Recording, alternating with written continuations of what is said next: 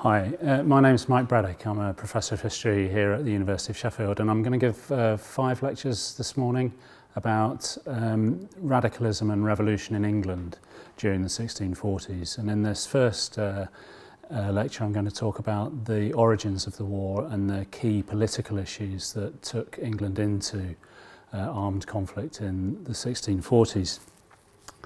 And really there are 2 central fundamental problems that people were worried about in the 1630s. Firstly, the future of the English Protestantism and of religion in the country. And secondly, the future and security of the English legal system and the protection of life and property by the English law. Anxieties were prompted in both areas by the policies of Charles I in the 1630s, and I'll just briefly talk about those 2 things. The English Reformation had really sought to recover a pure church rather than to establish a new one. The point of the Reformation was to reform the church and strip out corruptions and abuses of doctrine and practice. The problem there is, of course, how to identify exactly what is an abuse and what is a corruption. And although many people could agree that the Catholic Church needed reform, not many people could agree exactly what that reform required.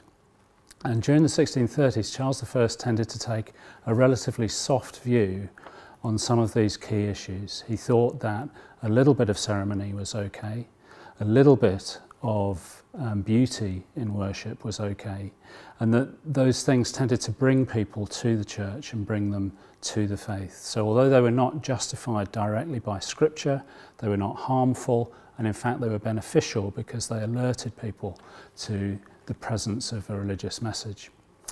Other people thought that this was in fact being soft on corruptions and abuses, and the term they used for that was popery.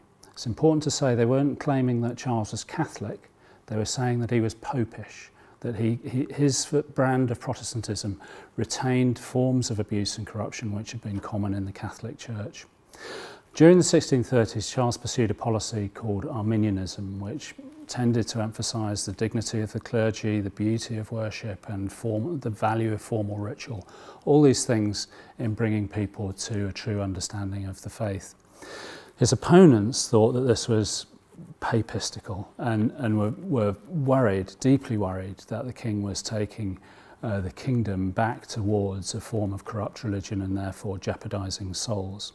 So a key concern during the 1630s was that England was in the hands of papistically inclined, popishly inclined churchmen and a popishly inclined king. And it didn't help, of course, that Charles was in fact married to a Catholic and that Catholic worship was allowed in her court.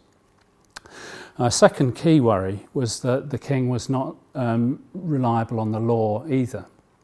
There was a long tradition in England of believing that life and property was protected by the common law and by parliamentary statute, and that there were really robust defences against tyranny in England. In the 1630s, Charles raised a lot of fears that in fact he didn't value those safeguards. And it was primarily driven by his financial needs. And here there's a slightly complicated question. But Charles had decided to rule without Parliament, which meant he couldn't have parliamentary taxation.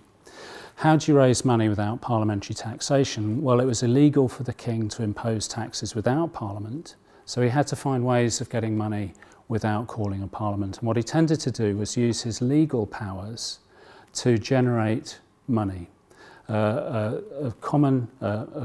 most commonly cited example is ship money, which I'll come to in a minute. But if you can imagine, a contemporary example where I have the power to declare smartphones illegal, and I do that not with a view to getting rid of smartphones, but to raising fines on people who use smartphones. So the purpose of the regulation is to raise money, not to change the behaviour. People often claim this about modern speed cameras, for example, that they're really there not to stop speeding but to make money for the government.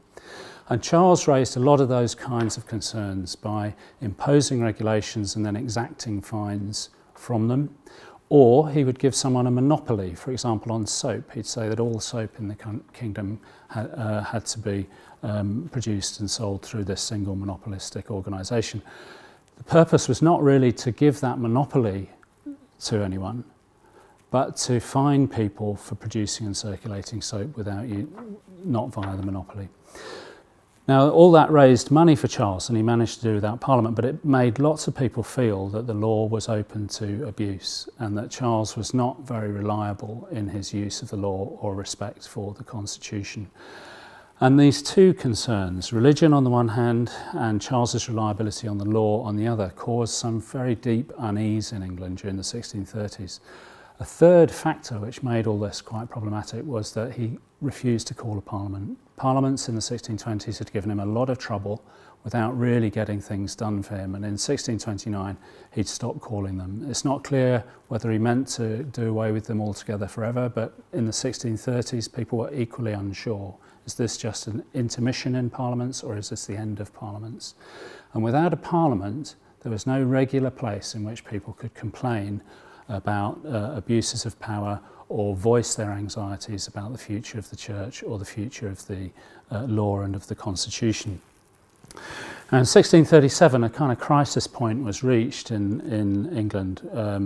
Persecution of the Puritan martyrs, religious opponents of popery in the English church, publicly punished and humiliated.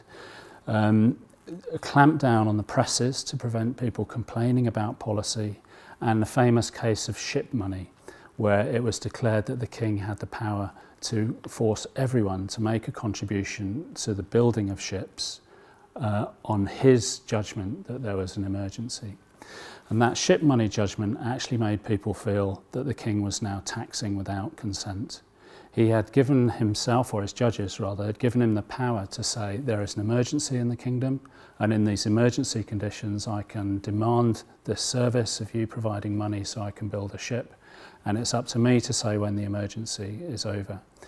The judges couldn't find a legal problem with that argument, but many people felt that this was just a blank cheque for the king to raise taxes forever. So these are deep-seated grievances which are coming to a bit of a head by 1637, and there is no outlet for them in the absence of Parliament.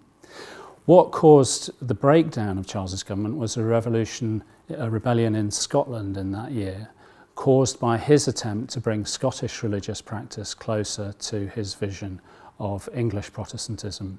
The Scots rebelled, they raised arms, and the king lost the two wars. This was particularly damaging in England because, on the one hand, he essentially fought those wars without parliamentary support, so he pushed all his legal rights again in order to fight this war. So he exacerbated the fears about his legal actions, and he was doing that in pursuit of a form of religion that many people thought was wrong. They were more sympathetic to the Scots version of Protestantism than to Charles's version of what English Protestantism should become. So the reason the Scottish rebellion was so destructive for Charles was because it spoke directly to these two central anxieties during the 1630s, that he was not reliable on religion and he was not reliable on the law. Well, all this led in 1640 to the summoning of a parliament, an attempt to use parliament to resolve the financial and military crisis in which he found himself. What did people complain about once the silence was broken? Well, this is just one man, the charmingly named Harbottle Grimston.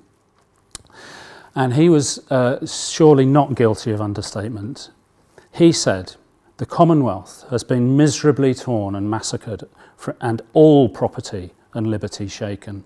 The Church distracted, the gospel and professors of it persecuted, and the whole nation is overrun with swarms of projecting cankerworms and caterpillars, the worst of all the Egyptian plagues." Harbottle Grimston is of course just one man, although a man with an interesting name.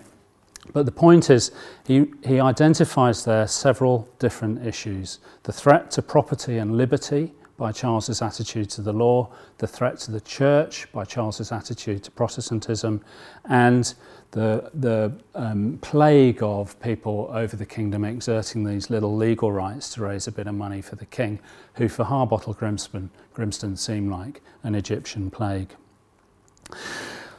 So by 1640, Charles was facing a parliament full of men with all these concerns, who were looking back over the 1630s and thinking that their king was not reliable on law, not reliable on religion, and the safeguard of both those things was the power of parliaments to restrain their king.